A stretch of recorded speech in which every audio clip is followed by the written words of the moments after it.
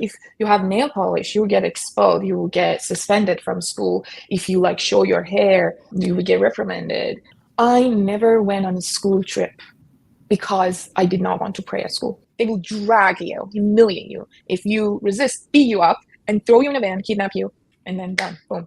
People are scared of trusting each other.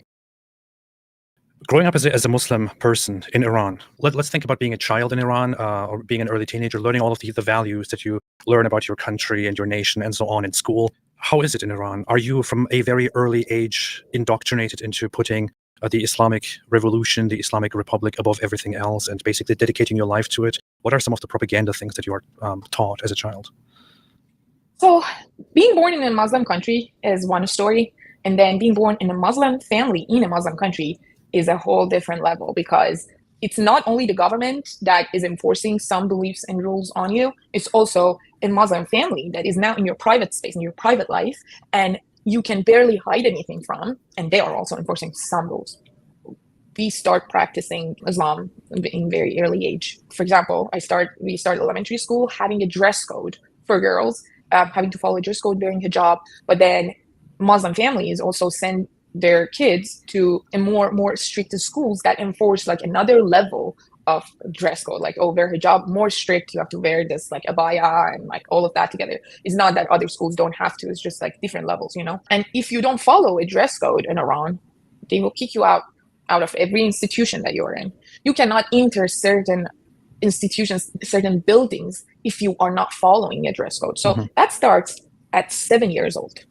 And then moving to like 9 years old, which is the age of puberty in Islam, you start fasting, you start praying. And then the school that is like basically a smaller scale governing body at that age in your life, it's tracking if you are praying. Like I was being tracked by principals, by teachers, if I'm praying every day at school with other students. What if you don't pray? I never went on a school trip because I did not want to pray at school. I was praying at home. I just did not want to pray at school. And because of that, I was never taken. That was a award, that was a prize that was given to those selected students who follow those values, who practice everything as these institutions want. So I was not one of them. And I started seeing this discrimination since very early age. And this was not enforced like by my family at that age. But I would see like, they also don't go against it. Like they don't really argue that. They don't complain. They just observe. They are not doing it. But they don't so when you would observe Islamic practices at that age, you would get rewarded. Would you also get any kinds of like I don't know, punishments or being reprimanded or things like that? Oh yeah, if you don't, for example, if you dress a certain way, if I had like, if you have nail polish, you will get expelled, you will get suspended from school. If you like show your hair, you would get reprimanded. They would eliminate you from certain classes. There was punishment as well. But at best, if you didn't go against any rules, you would just get left out of certain things, and because you didn't want to practice those things the way they wanted. It doesn't matter if you're a straight A student. I was a straight A student.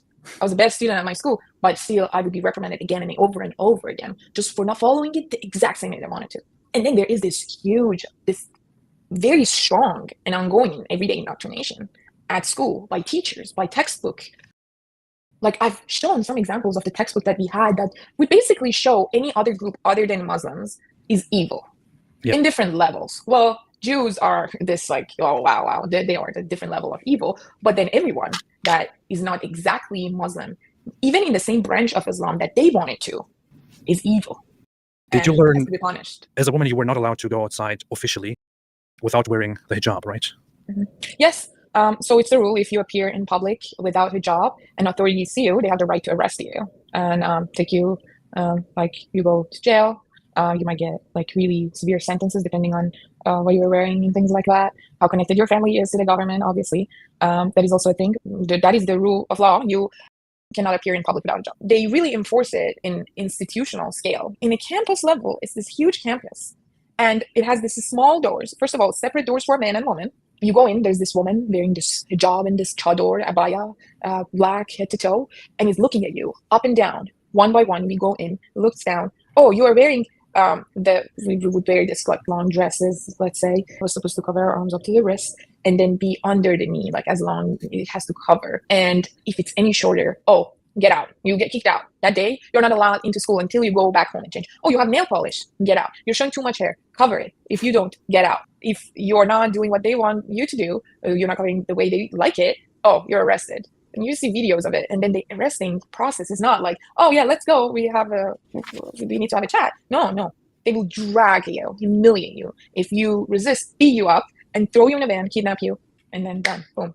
The most well-known one right now is of Mahsa Amini during her arrest. I think there was a video of them forcing her into the vehicle and hitting her head against the top of the vehicle as well. We have reports of women being severely beaten and abused when they're being arrested. It seems like there is a lot of force used, especially against women, which is why the women's rights movement and the women's rights protests have become really, really popular and really strong. On a social level, as far as I have seen from the statistics, the people of Iran don't really support these obligatory hijab rules anymore. The problem is the power is so centralized between this minority of people that are for it and this body of the government. They have so much power that this huge majority gets suppressed the moment they speak up. Anyone who speaks up gets suppressed. They have their people undercover that are actually showing that they're against it, but their job is to go among this majority and report them, bring information to them, to authorities. They are in the West, they are in Iran, and they have their branches around the world. And those are the ones that create distrust among people. Like you see, and I had a post recently about The Handmaid's Tale. You see on the show that people are scared of trusting each other because of how the government rules and how it operates. And that is going on in Iran, among Iranians. Distrust because of the way the government works. You don't know if the person that you are not very familiar with is actually against the government and with you, or it's pretending to be, to just gain some sort of information or working as a part of this propaganda machine of the Islamic Republic. The propaganda machine that has arms here in America.